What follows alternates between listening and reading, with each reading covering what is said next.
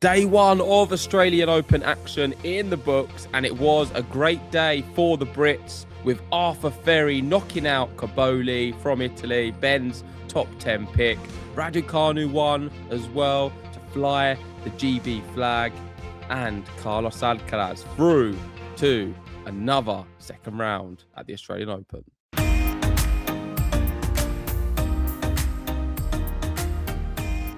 That's right, day one in the books, and the one thing that everybody is looking out for in these early rounds is the upsets, and we've had a few already. Most notably, this is where we're going to start, and it's sad for me, like JG mentioned in the intro. It is Flavio Cobolli, my top 10 come the end of the year. He's been knocked out in straight sets by Arthur Ferry. When I saw it this morning when I woke up, I was in disarray. I couldn't believe my eyes. Credit to Ferry for doing well, but I thought there's got to be more to this than meets the eye, because there's no way I had this being a straight sets loss for Cobolli. And yeah, there was a reason behind it. And I'll go into it now. He said afterwards, I feel sad, demoralized. I did everything right during pre-season preparation, and he really cared about having a good tournament. Up until 10 minutes before going on court, I was fine. These are the things you can't control. During the draw, I suddenly found myself with a strong stomach pain. Even now, I'm feeling worse and worse. I can't wait to leave. That is terrible, really. I mean, for such a great player. Yeah, so it's hard to say that in normal conditions Arthur Ferry would have won, but you can't speak like that in sport. So I think you've just got to give props to Arthur Ferry. He turned up, he delivered, he won in straight sets, played a good match, and he now has become the third British qualifier in the Open era to win a men's single main draw match at the Australian Open after Nick Forward, do you remember him? 1987, and Dan Evans, 2019. I don't remember Nick Forward. I would have been very young when that took place. You probably were not even born, not even a twinkle back in those days. Yeah, credit to Arthur Ferry, but it's going to probably only get tougher. Flavio Cobolli, who's under the weather in the first round, he's had a stroke of luck there, I feel, Arthur Ferry, and it's just going to get more difficult. You can only beat who's put in front of you. I think he did a really good job. Obviously, Cobolli had medical timeout less than 10 minutes in, which is always an awful sign, and took some tablets, got through the first set. But once you lose the first set in this type of condition, especially with the heat as well, we'll go into some of that a bit later, because obviously there was some fainting going on one of the other courts as well. Yeah, once you lose that first set, it's so hard to come back if you're under the weather. And I think it was done after the first set, this match. Lost the second and then 6-1 in the third. But credit to Ferry, world number 185. He makes his way through to the second round. And as much as I'm sad to see Cobolli out, I'm always cheering on the Brits as well. I'd love to see more go into the second round. So... yeah, in terms of upsets, you could say this is the biggest, but I would argue maybe the one on the women's was bigger. The bookmakers do agree with that as well, because Marta Kostyuk, the lady who got all the way to the final in Brisbane, lost to Sabalenka, who we thought could have a really good tournament, lost in the opening round to Giacomo. The bookmakers had this one at 8s. So if you put that into perspective with the Cobolli one, I think it was like 3.5 or something like that. This is on paper the biggest upset.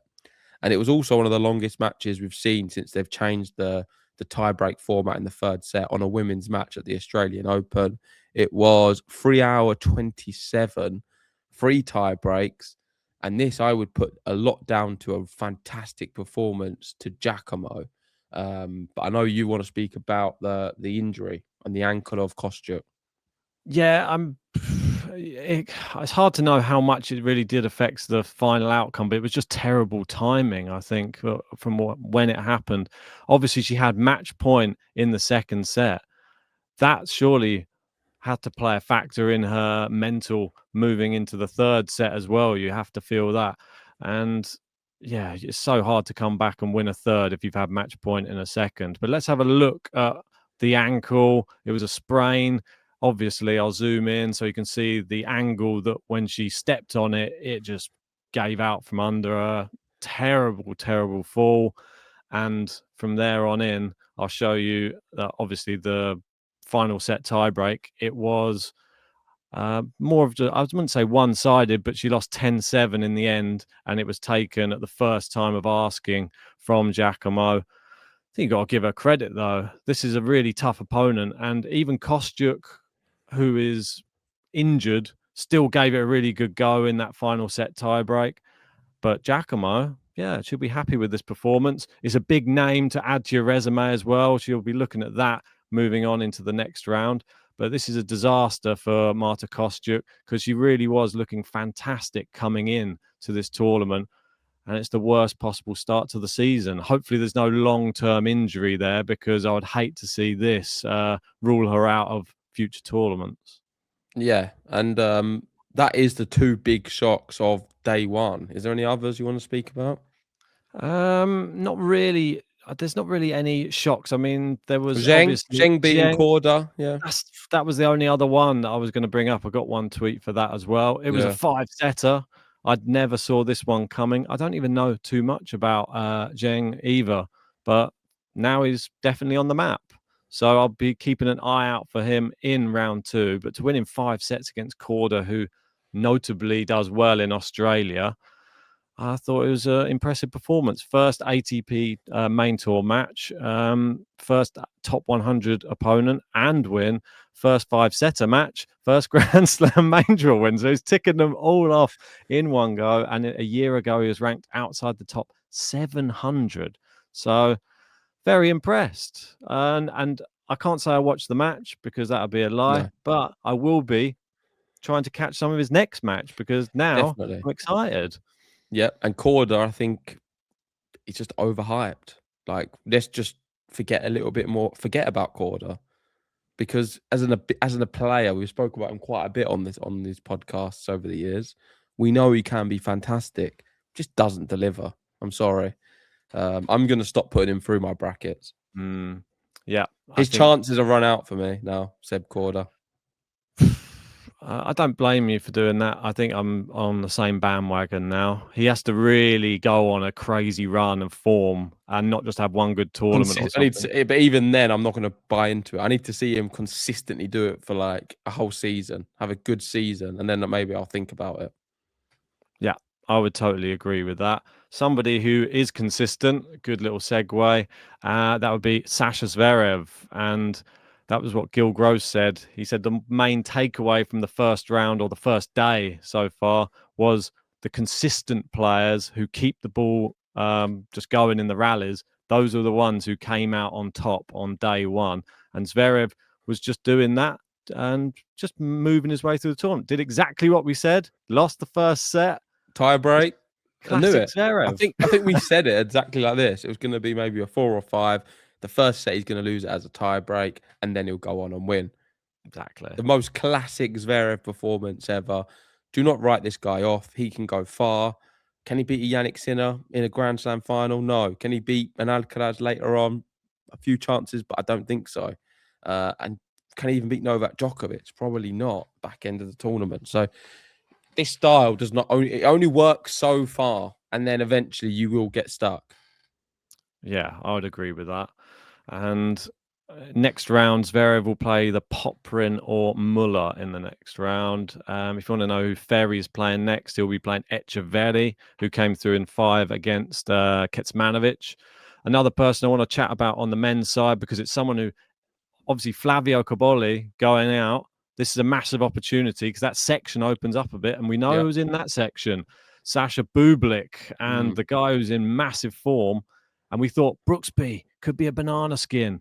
Guess what? Not for Bublik right now. And his first win as a top 10 player, he is impressive. Really, really impressive. And just how he has become like this aggressive tennis player and isn't taking any chances ever, it seems. He's just the model professional. Is that weird to say? He's actually become one of these players on tour I look at and think, yeah, you're doing everything the right way. Good volleying, good serving, actually clutch in the big moments.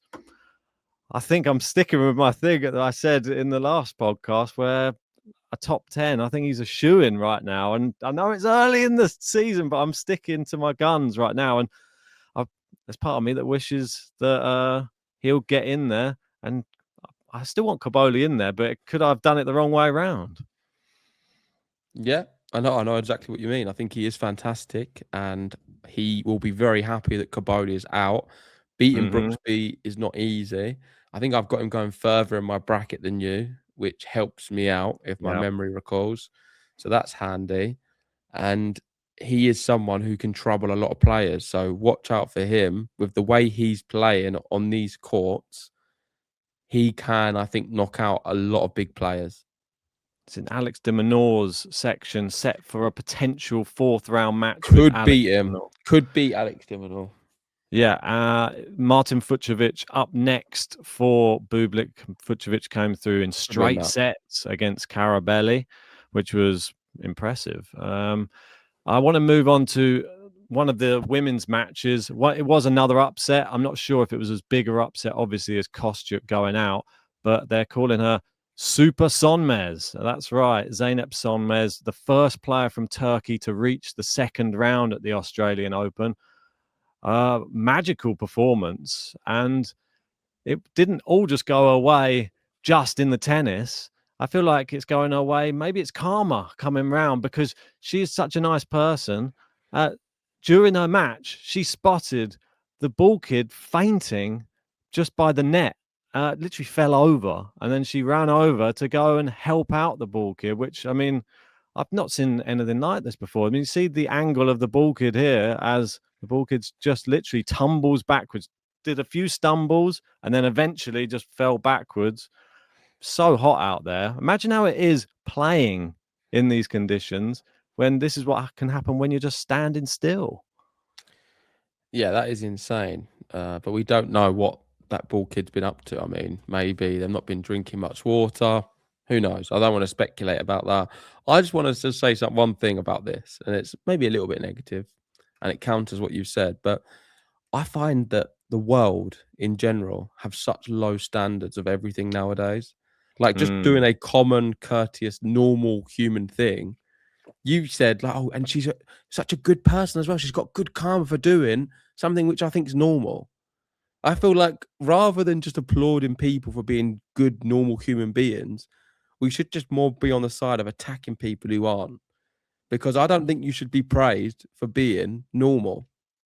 And having emotions and feelings It's and normal, Ben. compassion. Like, how many players, for example, if someone fainted, wouldn't go over and help? Go on, name a few. Go on. No, but what my point is, I feel like the world, this is just like my thing about the world in general, is that we're all so quick just to be like, oh, that's so great that someone did that. And it is good, but I feel like everyone would do that. Like I certainly would. Let's reword Like it you then. would. Most people would do that. Well, let's It's reword nothing it then. unordinary. I feel like we just applaud in this world right now basic common human decency. Well, let's change it up then. If we want to give her plaudits, the speed of her reaction and being the first person to react to go to her aid, then let's say, I think that should be celebrated, because everybody witnessed it. And she was the first. You can see as soon as it happened or saw it happening, she was already on her way to go and help the ball kid, which I think that has to be commended, that the tennis doesn't come first, the humans come first. And I think that was a really nice thing for her. I'm more aligned with that. So there you go. Sonmez, she's winning the fans. we've settled. She's won you over. That's it. I mean, peace around the world. Maybe she's the one who's going to lead the way. Zeynep Sonmez. Watch out for her in the next round. She'll be saving people. Maybe someone in the crowd. She spots them and she runs up and she's like, no, stop the match. Like, she's been spotting people all around the Australian Open and helping out. Maybe she gets a deal with Evian for water to help people who are going to potentially faint around the Australian Open. I don't know, but I'm just saying, give that girl some sort of sponsor. And talking about sponsors, Right, quickly, let's move before on. you do, I've not spoke about actual Sonmez and her tennis because I'm going to let you into something here quickly. Sonmez was the person I had penciled down as my wild card for the year. She's outside the top 100. I thought that she could be the one. I opted for someone else. Winkel, what's her name? Hannah van der Winkel, I think. Hannah van der Winkel, which I still think will come good. However, Sonmez may be the one that got away a little bit because I think she is a really good player who's been in relatively good form.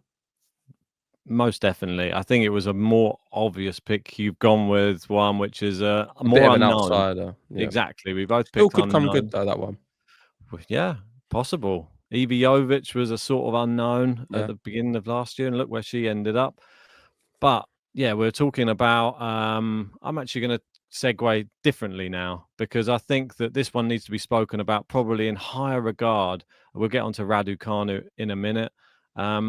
Venus Williams, she lost, but I was still so impressed by someone at 45 years old who gave it everything out there on the court. And I know that people can say, yeah, but she's always quality and all of that. I don't think people realize how difficult it is. I mean, you've seen Roger Federer just beat Casper Ruud in a tiebreak. So we're not going to say it's like completely out of the realm of possibility that a person that age can do up. This is a long match for a 45-year-old, and she was still in it all the way up until the end. And it was just Danilovic playing some fantastic tennis in. It was, I believe, at 4-all. Let me just bring up the exact scoreline so I don't butcher it. But right towards, it was at 4-all. The game that was played at 4-all was so long. And I was watching it thinking, she just needs to win this game. And I'll show you how long it went. There you go. It was, I believe it was 14 minutes this game went on for. And for someone at 45 years old to lose a 14-minute game, I didn't think she was going to be able to break back, and it wasn't the case. Danilovic did really well. So passionate at the end. She didn't show any, I'd say, respect, and didn't bow down to the fact it was a multiple Grand Slam champion down the other end, and she still stuck to her guns and went for it. And I think credit to her because it wasn't an easy match. The crowd were definitely cheering all for Venus Williams, because they wanted to see the Coco Gauff Venus Williams potential second round match. Didn't happen. So credit to both women and credit to Venus Williams. I think even though Danilovic won, she can leave her with her head held high, Venus Williams, because a really good performance. Yeah, and if you go to the third set, Ben, the point by point, you'll see something. There we go. She was 4-love up, just to know. I don't know if you mentioned that at the start. I know. I tuned in at 4-1 actually on this set when I was flicking around all the different matches, and then I saw it gradually fall apart, which was the saddest thing. And that was she had the match won. The match was won. And I echo a lot of what you said. It is incredible that she's doing this at 45 years old. First time back at the Australian Open for 5 years. A lot of history here, a lot of history in all the Grand Slams. She's won so many of them. And is still very good. She is very good still. I just feel like physically unable to get a lot of matches over the line. I feel that's what makes it really challenging to look at her as, say, someone who can go on and win consecutive matches. But in terms of just moments, she still produces them. So fair play to her. There's nothing for her to prove in the sport, but yet she still wants to play. I totally agree. I think it's a spectacle every time she comes on court. And the fact that she's competitive, keep going. At least like it's competitive. If it's just going to be bagels and ones, then maybe it's probably for the best she retires. But it's not the case at the moment. So, yeah, credit to her. Well done, and hope to see you back on the tennis court again soon, Venus. Quickly, I've not got too much to say about this, but we'll speak about Raducanu because she started the match and it was a little bit shaky, but give credit to her opponent, which was, I was probably going to butcher this, Sawangku or Sawankau. I'm not sure how you say it, but she came out firing. Raducanu couldn't get her game going. She was down a break in the first set. But as soon as she finally found that form, started using the experience, started pushing her opponent around, I was like, yes, it's finally clicking. That's it. Better. Managed to draw herself back level, then won the first set. And the second set, yeah, she completely commanded it. So I was very, very impressed that she could get that second set done so comfortably. But I think it was a big match for her opponent. Obviously, we had this Alexiada thing going on, and she's been doing a lot of things for the Philippines. But I think that this one was pretty big as well, because there were a lot of fans out there supporting Sawankao, and rightly so. I believe she's from, was it Thailand? Yeah, Thailand. Yeah, she's Thai. Yeah, exactly. So doing good things for Thai tennis, which we don't really see many Thai tennis players at Grand Slams.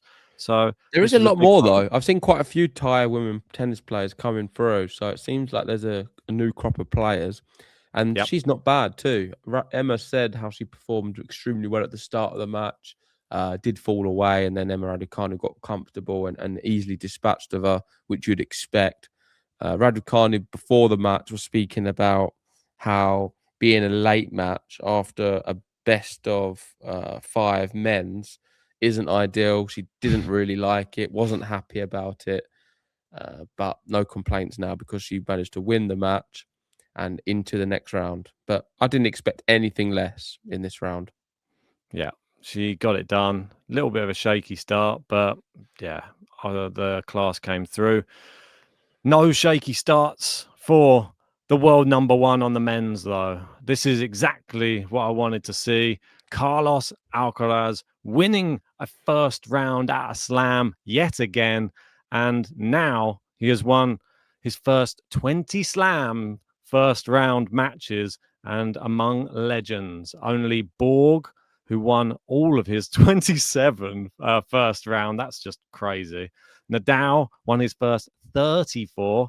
Ridiculous. Becker 21 stayed undefeated after 20 round ones. Interesting that Djokovic lost his first round ones in Melbourne, while Federer and Sampras did the same at Wimbledon. Yeah, that is quite interesting. Yeah, he's just the second man in this century to win his first 20 or more first rounds at a row after Rafael Nadal. Always Rafael Nadal's in there, and he's an absolute beast when it comes to opening rounds at any Grand Slam. Yeah. Yeah, it's insane. In The terms of the performance. match, I didn't actually see Yeah. loads of this one, to be fair, because I just looked at it as like a bit of a non-entity. I'll have to have a look at the highlights in full. From looking at the way the scores went, it seemed that Alcaraz maybe wasn't pushing his fullest. He just doing what he had to do. It was a very professional performance, but I can't comment too much on his performance level. Just that this was a match he was never going to lose. There was never Yeah. for a moment I thought he was going to lose it, and he didn't. Yeah, my thoughts on the actual match. I was flicking between. I had a few matches on at the same time, Okay. just because these were the later matches Yeah, that were on. And the first set, very comfortable, like you say, workman-like performance. Second set, a lot closer. Walton actually sort of, I think the nerves died down a little bit for Walton. He actually started to play his way into the match a bit, but until we got to the tie break, and as soon as we got to the tie break, the nerves returned. Double fault, errors, and Alcaraz, he just hits these balls so hard. yeah, That's the one thing that he just had that in the locker that Walton just wasn't able to handle. He doesn't even have to put it in the corner. He just puts it nearly next to Walton. He just goes, ah, and it just flies past him. No chance. Just crazy, crazy power. And that's what got him through the match, got him through that third set, just firing winners around the court. Brilliant performance. And against an Australian in Australia, those ones you're always going to have a little pockets of the crowd that are going to be cheering on the home faithful, but didn't really matter. And like he said, the truth is the first match is never simple. Opening matches at slams are never easy. It's the first of the season, my first official match of the year, and we came in doing things very well, focusing on the key things. I think today was a match with ups and downs as well, some very good levels, some slightly less good levels, and some difficult situations. But for a first match, it's good to resolve these type. I didn't really think he was ever in trouble, though. I think he says that, but it's just if they weren't at the business ends of the sets that he had the problems. So that's, if you start faltering when it's in the tiebreak, then fair enough. But yeah, he was always in control of this match, and yeah, nice comfy win. And he goes through into the next round where he faces Yannick Hanfmann in round 2. Yeah, I was listening to him after the match. I saw that interview, or the quote of it, where he was speaking about the things he does in a normal life of Carlos Alcaraz. I don't know if you saw that, where he was No. referencing sort of doing board games at home. Like in the morning, he'll just practice and train from like 9 a.m. through to say 2 o'clock. And then afternoons, he never does much training at all. He'll simply just go home, chill out with friends, family, Yeah. and just do whatever he feels like doing, just being around loved ones. And I don't know, I guess I can understand how that would work. But everyone's different, as you know. But that is the life of Alcaraz. And at these early rounds, I get with these top players, a lot of my takeaways is not necessarily their performance. It's just to get to know a little bit more about them and how they react to different questions. And I like all that part in the early stages of slams, more so than just seeing him blitz Placer Wharton. It was always going to happen. Yeah, and it's nice to know what makes them tick, isn't it? Just on and off the court.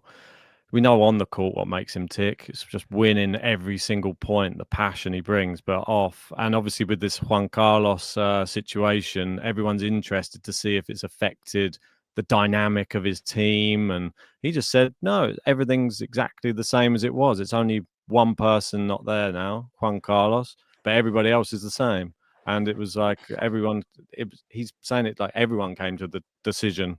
It wasn't just him picking. It wasn't just Juan Carlos' decision.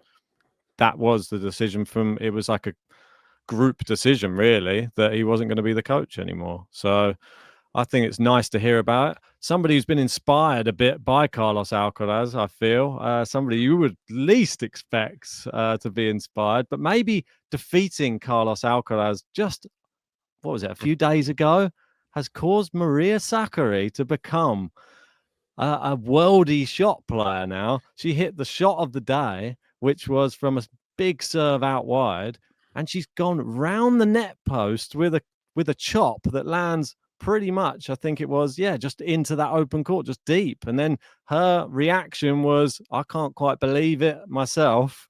And everyone's reacting to it. Kyrgios has come out. He's like, oh my word. Like, wow. Can't believe his eyes. Sakkari, she couldn't believe it. It's got the same racket as well. That's Yeah. the racket I use. Exactly, with the with Dimonor. Dimonor. But no, fantastic shot from her. I did see this. And Yeah. did we both have her winning? I think we did, right? Yeah, We we did, believed in yeah. her in this opening round. After seeing what she did to Alcaraz, she's dispatched of him easily. Only took her a point and then he gave up. So Exactly right. yeah, very Somebody else. encouraged that she was going to win this one. And Yeah. she did. Yeah, looked convincing. Somebody who has not even played, withdrawn, in fact, is Marketa Vondrousova. Another tournament, more problems with the shoulder, and unfortunately, one of the higher seeds, won't be in the tournament. A former Slam champion. Yeah, it's just disappointing, really. Someone who can win the tournament. I feel her, Mukova, these are really good tennis players from the Czech Republic, but we just don't know physically if they can play. And we said it so many times. Probably will withdraw. One of them will, or maybe both of them. It's tough. It really is, and you never know which version you'll get. If they are fully fit, they can go and win. If they're not, they will lose to anyone or withdraw. And hopefully, she can be back soon, because Wimbledon is our best tournament. Definitely. Let's just quickly look through some of the other results that did happen. I'll bring them all up so you can just pick out any that Well, it's take your eye. Sabalenka. I think Sabalenka is the big one, and we should discuss it. Is the world number one. She started the year really strong. She's not lost a match. 6-0 in 26. 3 consecutive finals at the Australian Open. She is the favourite. Won 21 of her last 22 matches at the Australian Open, only losing the final last year. The one to beat, and she was very good against opponent you would expect. I mean, you couldn't even get odds on her to win. No. That's how crazy it was. The opponent at 34s. There was a breadstick in there. It was a very easy performance, and she's just showing. Just remember me. I am here, and this is the player everyone needs to try and beat, I think, still at the Australian Open. Oh, definitely. There's a few similar scores there. We got Raducanu a 6-4, 6-1. Svitolina 6-4, 6-1. A lot of similar score lines going on across all of these matches. Paolini had a 1 as well. Yeah, but 1 and 2. Love that. Come on, Jasmine Paolini. She's doing it, going through the tournament. Blinkova out. That one, didn't see that one coming, but apparently the bookies did. They had a slight favourite for Gibson. More on the men's side, Cam Norrie going through in 5 sets. So another Brit through. I know we mentioned the others, but yeah, got to give him a mention as well. Kubler out to TFO. That's one I've got over on you, I think. But other ones to look at. Nava going through in 5. It's always good to highlight the 5-set matches going through in that super tiebreak in the 5th set. Was the slight favourite in that one, so no real shocks there. Any other shocks? Can't see any. I think that was everything, really. That's Yeah. a good summary of day 1 action, and we'll be back every day of the Australian Open. I'm going to be on holiday. However, it works quite nicely because I'm away, and from the evenings, it's more of a retreat holiday in the sense of I'm going for a bit of sun. Evenings are going to be tennis central. And mornings as well, and I'll be doing the daily podcast from there. And there's going to be plenty to discuss because this first week of a Grand Slam, I find always the most crazy because there's so many different things. It's impossible to watch all of it, but we'll do our best to watch as much as possible. Most definitely, and I'm sure there's some big matches coming up tomorrow as well, or today. Now I don't ever can get it right, but Novak Djokovic, he'll be the last. You're match best to just say on day 2. Yeah, that's on what I've day realised 2. from watching other people's things. Rather than trying to say today, tomorrow, just say day 2 or day 3. Exactly right. I think you've hit the nail on the head there. So day 2 action will be featuring the likes of Novak Djokovic. He will be finishing off day 2 action. Can't wait to see him in action against Pedro Martinez. And we have Iga Swiatek finishing up on the women's side. Mila Andreeva as well. She'll be in action. Don't forget, she just defeated Mboko in the final in, I'm not sure which tournament it was, but she won the tournament against Mboko and did it in a crazy, crazy fashion as well. She absolutely destroyed her. So barely any games on the board from Mboko. So watch out for Mila Andreeva. Yep. Thanks for watching. Like and subscribe, and see you tomorrow. See you then.